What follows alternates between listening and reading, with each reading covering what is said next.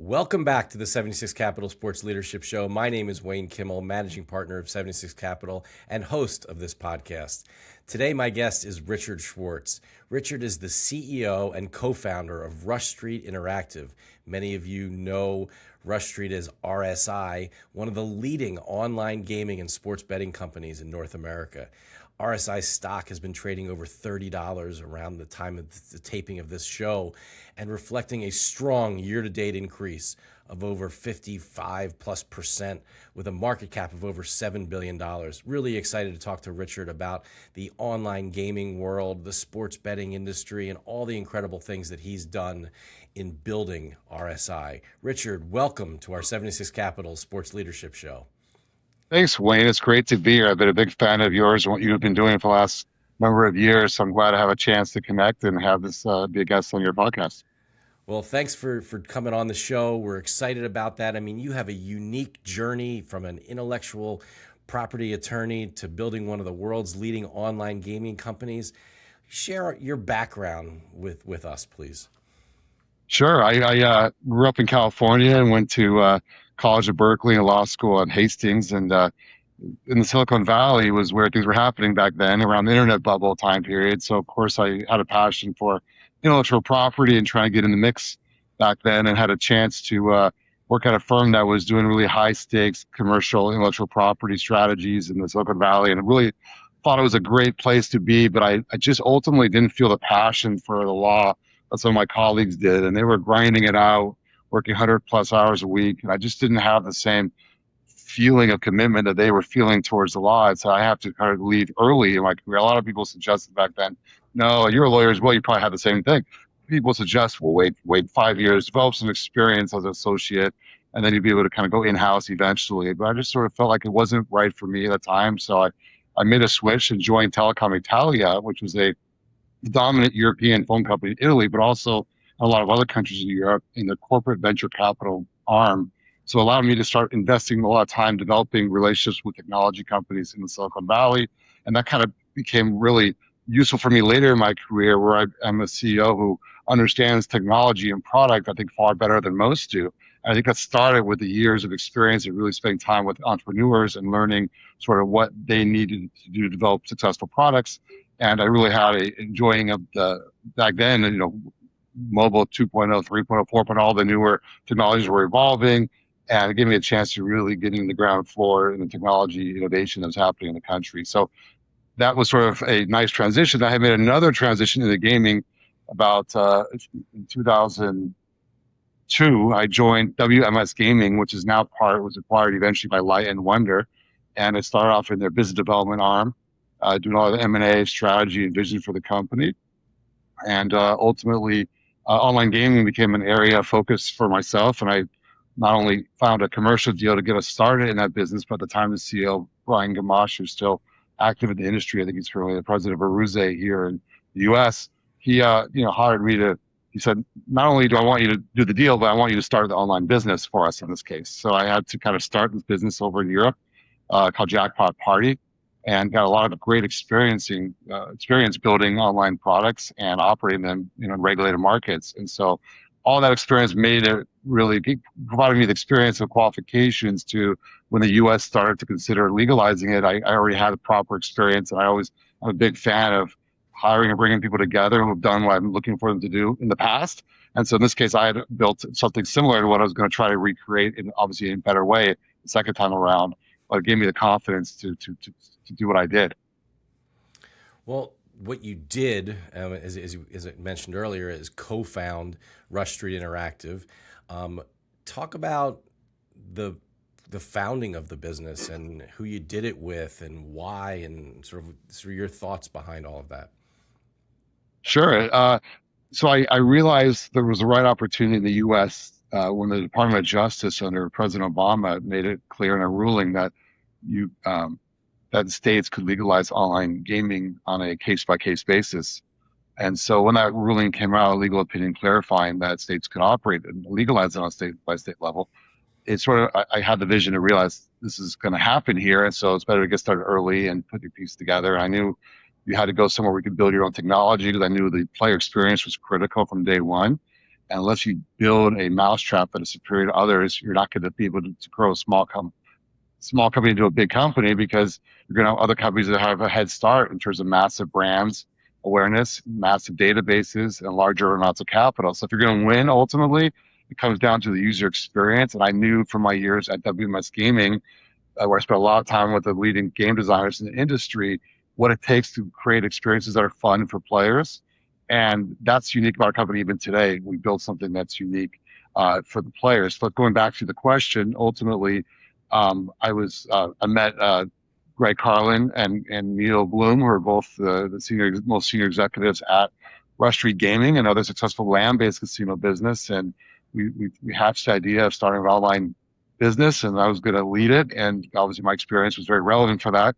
And so we decided to, as a private company, standalone company, even though there's Rush Street Gaming existed as a smaller non-for-profit entity, the casinos were all branded Rivers. Rush Street Interactive was confused a lot with Rush Street Gaming, but ultimately Rush Street Interactive was always independent, was a startup that was run and operated completely different, with investments from individuals as opposed to the Rush Street Gaming entity. So we started with the three of us co-founded it, and from there we just grew it.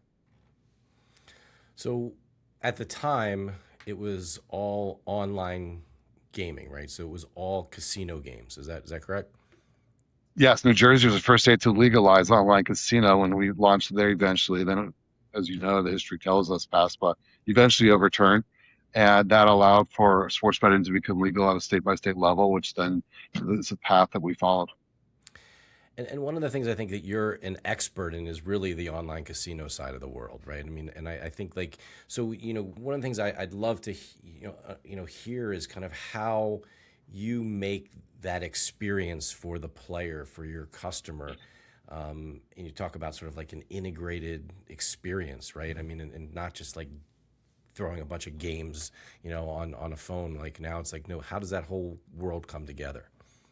Right. I think that's been the focus for us for day one, which I think has proven to be the right path. And I think it's something that's easy to say on a strategy on a whiteboard. It's really hard to execute on it, because there's perception for many people in industry historically, and even sometimes I hear it today, that casinos like a commodity.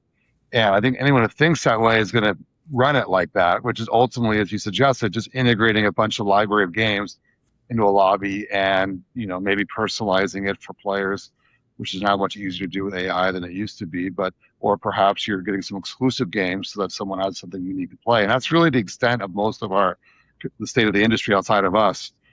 We looked at it completely different and said, let's just assume from day one that we have all the game libraries everybody else has.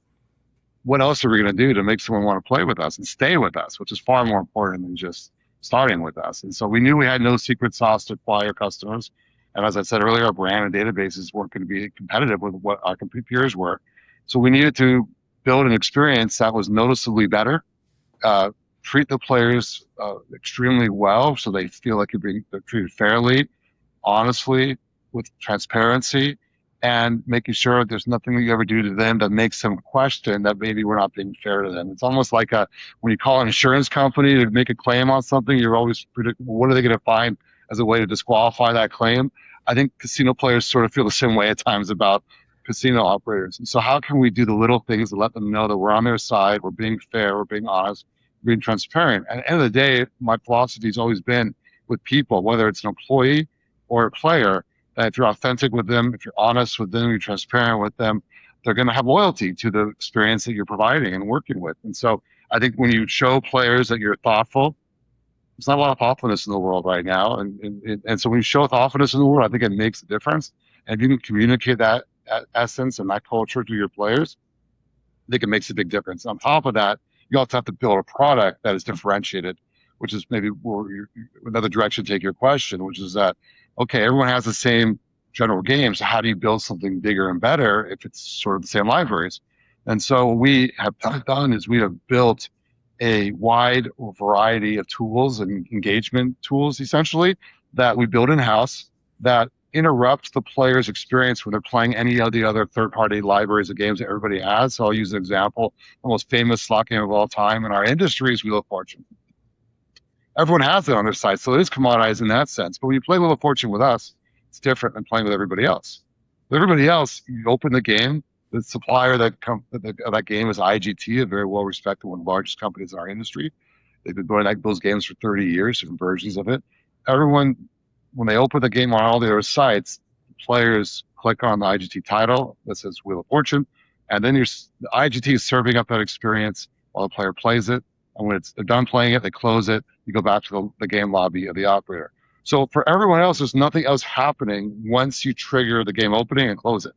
With us, once the game is open, we're still involved in operations, and we're in real time popping up surprise games for players to play that pauses the primary game and gives them a chance to play one of 20 different games that we built ourselves, whether it's a slot tournament or a bingo game or a mystery prize shows up.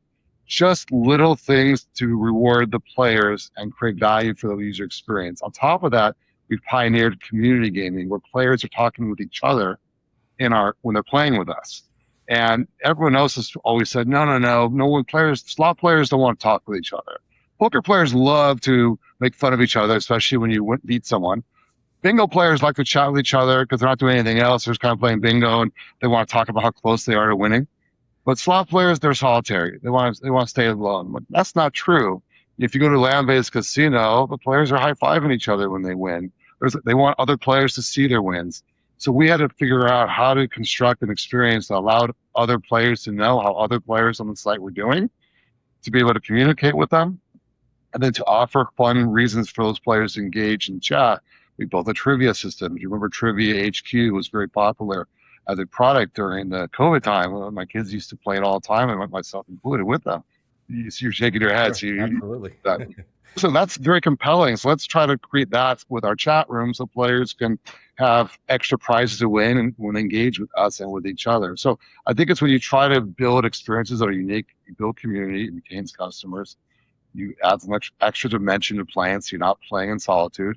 When you build this in-game real-time engine with all these tools, which by the way are hard to build, and most people don't have their own tech. If you do your own tech, you have to know what to build. That requires insights and understanding, and you're not going to always get the insights you need from a customer because a customer often can't tell you what they need in the future experience. They can only relate to how you can make their current experience a little bit better, which is valuable, and we do have feedback loops for that.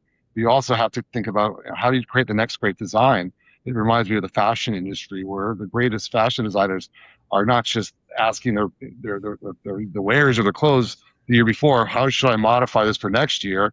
Well, they have to go to the drawing board and build something completely unique and have the insights and vision to build something that's going to work and be compelling for that audience. And so I think there's some similarities with not always knowing what it is going to be, but taking the time to really innovate. And that is something that means you have to understand why you're doing what you're doing.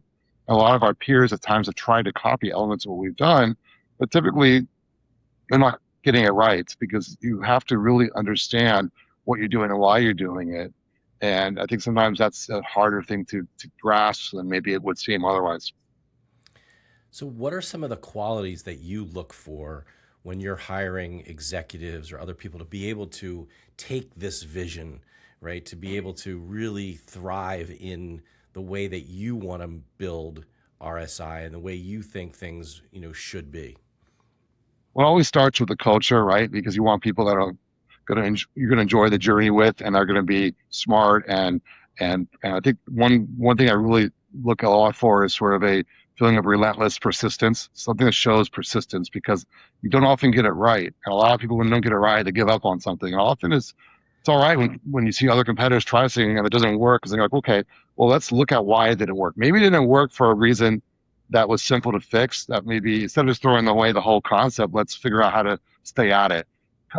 People have a focus on constantly improving, as a driving force for me. And I think a lot of our culture here is around the same thing of we're satisfied, we're happy, but wow, there's so many more things we can do to get better. I think experience, as I referenced earlier, is really important. To have some experiences, then you learn what works, what doesn't work, and you can do better the next time you try it. I think the other thing is sort of a mindset of like just curiosity, because with curiosity, you get understanding, right? And I think if you're not curious, you're not probing, you're not thinking, you're not learning, you're not growing. And I think a lot of our culture here is around the same thing of we're satisfied, we're happy, but wow, there's so many more things we can do to get better. I think experience, as I referenced earlier, is really important. To have some experiences, then you learn what's works, what doesn't work, and you can do better the next time you try it. I think the other thing is sort of a mindset of like And so people that are original thinkers and are willing to kind of have their own thought and not just follow the lead, I think is something that's also very important to kind of achieve the results that we talked about. Well, for all of our YouTube viewers, they're getting an opportunity to see an amazing background that you have behind you, and you got Magic Johnson back there. And what does he represent? In your mind and sort of in the business world. It's a great question because as I referenced earlier, I grew up in California and I was in Los Angeles during the 80s when living there so he was my childhood sports hero. But what I really valued about him is not just athletic performance because ultimately, there's a lot of great stars, but really was how he made everybody around him so much better. And he was sort of defined the idea of assist as meaningful, right? More than just the scoring the points. And so I think that elevating people around you is critical for success because no one person can do anything, and especially in a business like ours, which is a service industry ultimately, where people build the products and people service the customers. And you don't have real estate, you're not manufacturing something. So you really have to make sure that everyone works together, is aligned on a teamwork and elevating each other to deliver the best results. And so I think that what he achieved on the court is spectacular. But what I'm most impressed about Magic is what he did after he retired. Obviously, he had the AIDS, which would have knocked most people down and out. And not only did he, invest in finding cures for it and helping fundraise for it, but ultimately the business success he's had afterwards. It's not a mistake. It's not just one successful business he was involved in afterwards. It's been a multitude of successful businesses. So I think it shows that in business as well as in sports, it's about the team and getting others as enthusiastic about what you're about to do as you are yourself. Because I think people like to be around leaders who are optimistic, enthusiastic, and have confidence that they can do what they're setting out to do. In part because you've done it before, which is where the relevant experience comes into play. One of the things we talked about earlier is really your focus and dominance in the online casino side of things. You guys are also, of course, involved on the sports betting side of the world as well. What has that growth and done for the online casino side of your business? Right. I mean, often it's underappreciated, but our sportsbook business is very one of the top 5 or 6 or 7 in the country still, despite us investing a whole lot less than most of our peers have in that. But we have a really high quality experience and a great team that's always improving the user experience, which is part of my theme of constant improvement, right? Always have to focus on the user experience because ultimately you do better there. I think that sports really is a great funnel for acquiring players and cross them into casino, which we do. Like all of our peers do it. We have a different strategy as well. We also acquire players directly to casino, which is we were the first to really do that. I think others are trying to do that the last couple of years, but I still think we have a better opportunity to do that because our brand and our product really caters to the audience we're targeting more so than maybe some of the other brands that are sports first. But I think, our COO, Mateus Stats, was been with us from the very beginning as well. He's a sports first person too. So I think his leadership has really helped to ensure that we really understand that audience as well. In Latin America, where we haven't really talked much about it, we're, a dominant operator in Colombia, and we're top 5 now in Mexico, and we're growing in Peru and future countries as well. We'll be offering regulated markets for us. Sports is even larger, like for example, in Colombia for most of the years, and now it's about sports is still a little larger, but we're growing our casino faster. But we have to have a really good sports product. So I think obviously the relationships with the players, I think one of the is critical for us there. Unlike casino, where people have trust issues, on the sports side, you bet with us. It's less about trust because you know the outcome yourself on what you've been on. It's on the court, visible for you to see, or it's on the field. Especially now during the World Cup, we're seeing a great interest in that. But I think ultimately on the sports side, it's more about the transaction speeds and what you're offering. And I think on the casino side, it's more about someone's going to play with hours with you, so you can better entertain them and make sure everything works extremely fun and entertaining. Or I think sports, you don't have to do that. It's much more transactional. So I think we've done some really nice things on the sports side. The sports media. I think one of the best partnerships we had with Mike Francesca from New York, the W fan. He's incredible, and he sort of was taken off a few years to kind a family man, worked with his kids. They were going to high school, want to spend some time with them. And we were able to kind of work out a great relationship with him where we restarted a podcast together. And it's been a huge hit. Obviously, the Knicks winning the championship was great for us. And I just heard this morning that an incredible tirade against the New York Mets leadership and the struggle they had after losing the sweep to the Cubs this last weekend. But I think it's when you can bring people brands that actually are active and relevant and really bring in their own merits instead of it being all about gambling. I think it's better. I'd rather have a personality that's always engaged with us and on our brand, and isn't always selling our brand, but is creating value for the audience. And then our brand is associated with that. And so another example is Phil Hellmuth, the poker professional, who's one of the all-time greats in poker. We partnered with him a couple of years ago, and he's been tremendous for us. He's passionate, he's smart, he's committed. And, I think those are types of partnerships that bring more value than maybe some of the one-off celebrity ones that maybe will follow a minimum of what a contract requires them to do, but not do it out of passion or interest in the category, and isn't willing to kind of live a lifestyle that's similar to what our players would probably respect and want. And so when you have someone like Phil Hellmuth, he's wearing our Bet Rivers hat everywhere he goes all the time.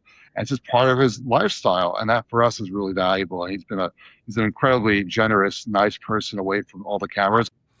Well, I mean, look, you're a real relationship guy. I mean, it's one of the ways we originally met was with Mike Morrison over at ESPN and introducing the two of us. And, it's amazing to see the relationships, and the worlds that have converged where you had the gaming world and now the convergence between all the different sports, the teams, the leagues, the media companies. And you talked about, some of your, celebrities that you have are involved with you, but where do you see this all going over the next several years where you now have how it's such now part of the overall, gaming is now part of the overall fabric of sports. And it's not just off to the side. It's being integrated into everything.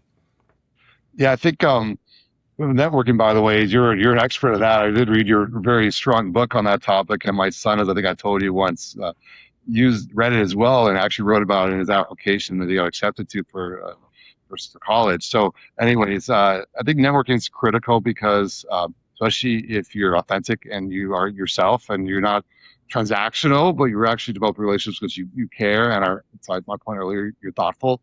So obviously at this point in time, there's a huge network.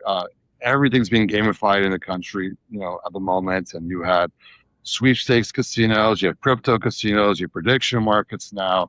You have regulation of casino only in a small number of states. And obviously it makes a lot of sense for other states to add it. There are a lot of them are going to have budget shortcomings in the next couple of years. Medicaid rollback of funds matching the states is going to happen pretty seriously, pretty quickly. So I think the expansion of casino better be regulated than not. I think some people have always said, well, I know some legislators say we don't want casino games in the pocket of a person. I'm like, well, it's already there. It's already unregulated, unlicensed, and you have two problems with that. You have no protections for the consumers in that place, and you're not treating any taxes for it. So your consumers are spending money, not being treated fairly at times, and your state's not benefiting in any way. You're not protecting anybody. So I do think that's going to change. It's taking a little more time than I think a lot of people thought.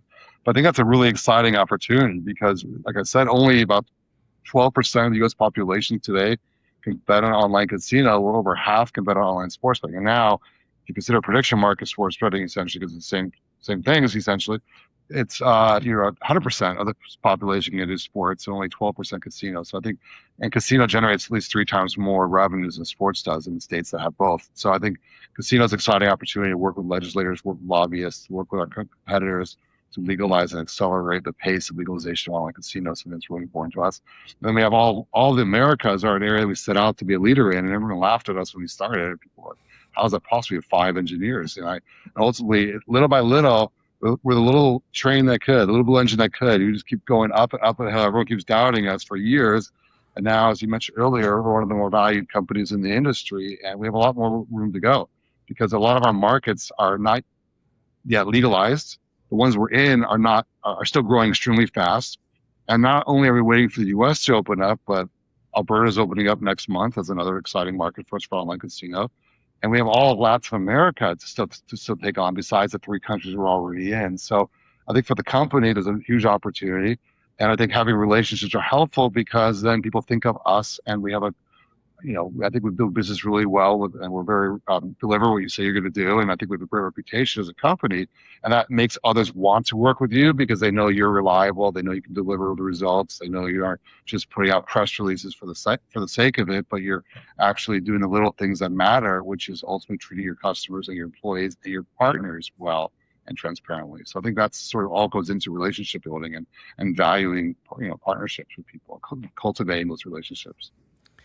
Well, I mean, responsible gaming is something that I know is near and dear to your heart, as well as what we're all about here at 76 Capital, and certainly our portfolio company IC360 and what they're doing out there from an integrity and compliance perspective.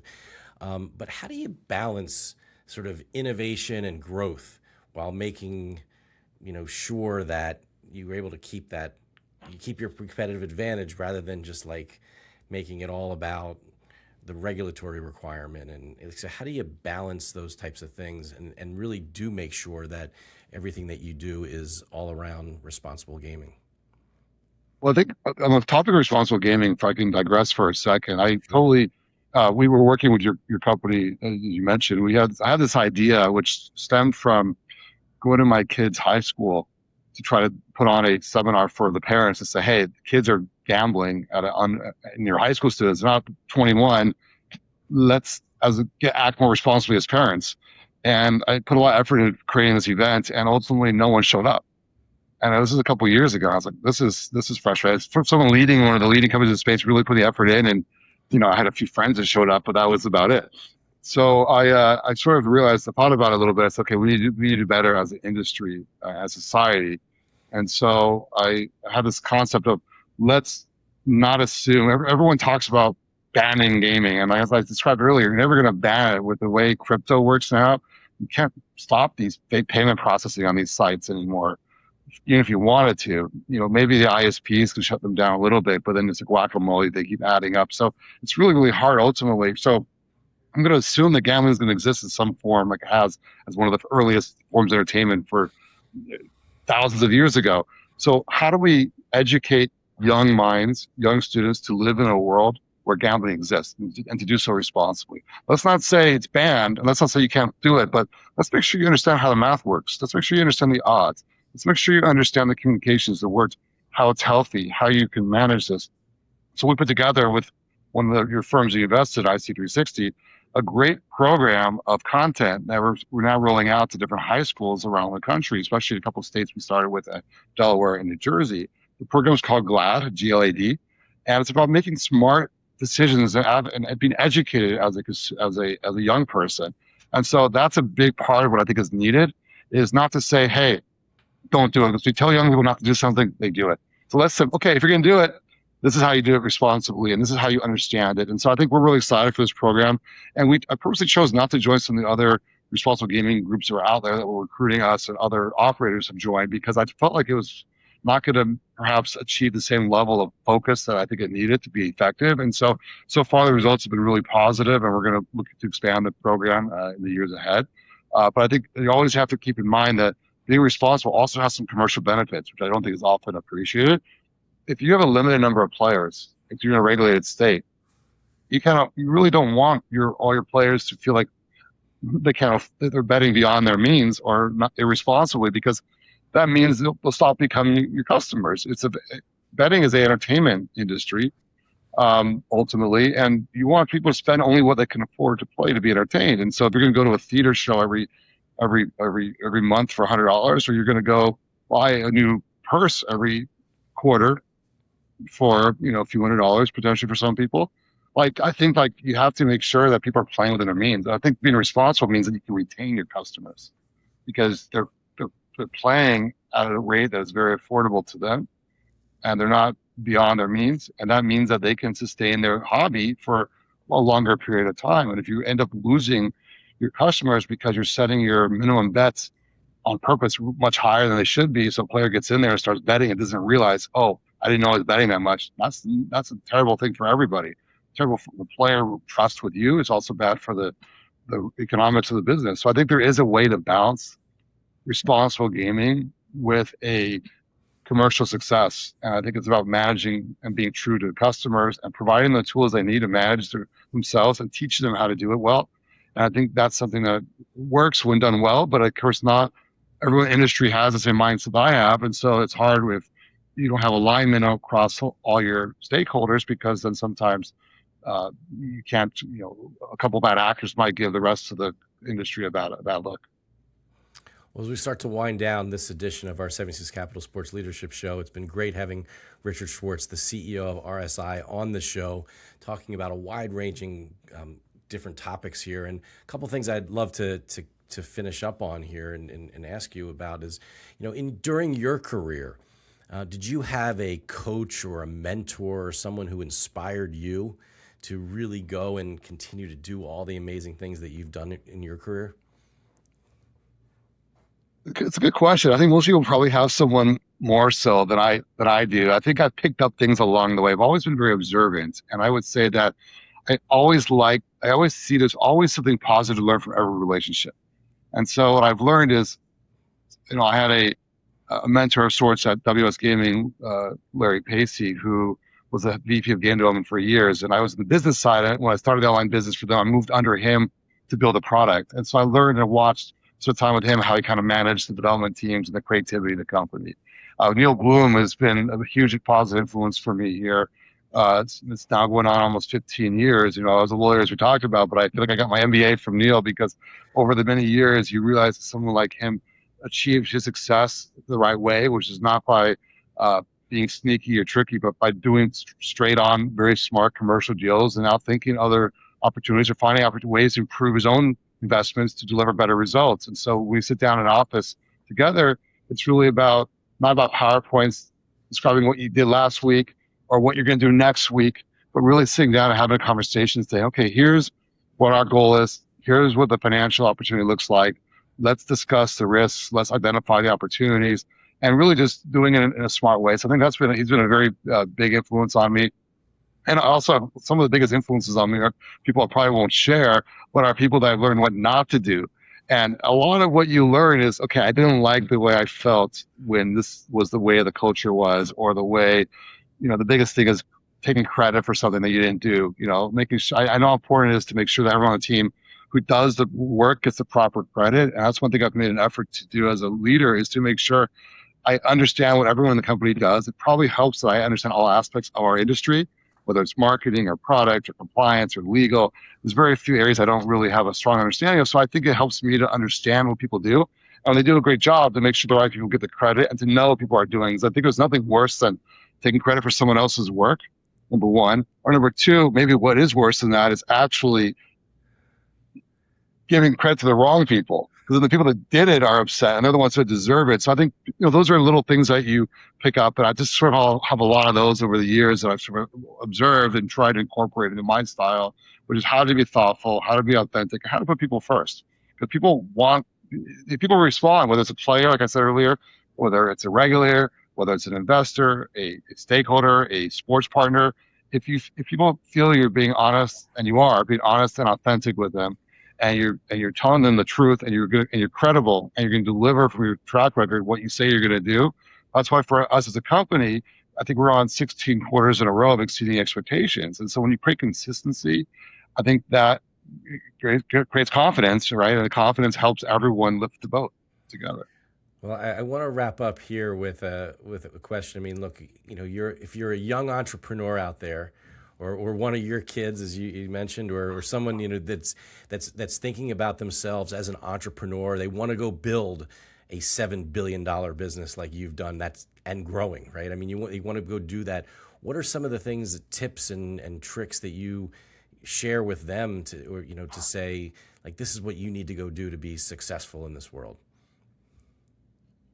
That's a lot there. But yeah, I would say that be curious, be exploring. I think any young person who's not using AI actively now, I mean, it's just like Google as a search engine, but it has more capabilities. So I think anyone who's not just using it to help you write an email or do a research project, but actually trying to figure out, make a game for me, make a find this information for me that I didn't think was possible. The curiosity to use those tools. I think ultimately you're going to find that, AI can create a lot of volume. You still need creativity, and maybe at some point it gets strong enough. But I think it's hard to get to the human level of creativity in some ways, because you still need someone to kind of have that experience to have the insights. But let's say you get there. I think creativity is one thing, through curiosity.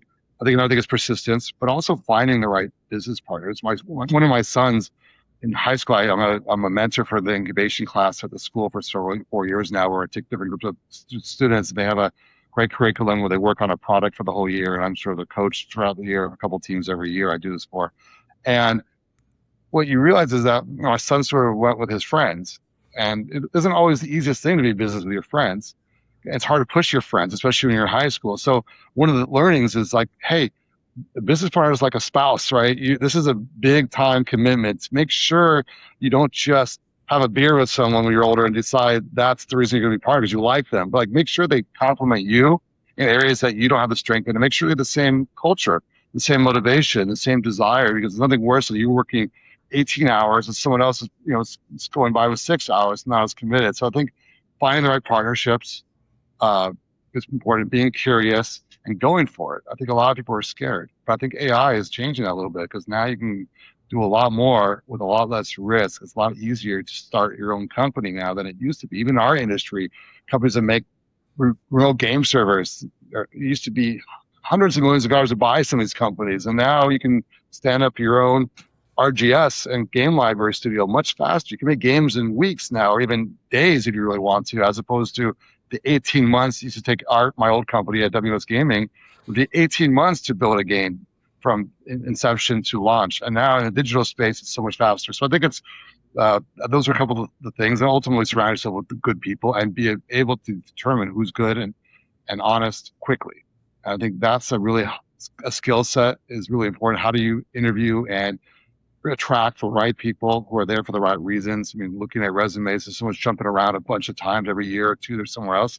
What's the likelihood after 10 or 15 years you're going to change that behavior? They're going to stay with us for 10 years, but the value is longevity of keeping a really strong group together for a long period of time. So I think I'm giving you a lot of different answers here. I haven't really given a specific one, but I tend to sort of have a few things that I try to share with young people. I love mentoring young people as they try to grow their businesses. That's one of the passions I have. So I'm going to continue to do more of that in the future.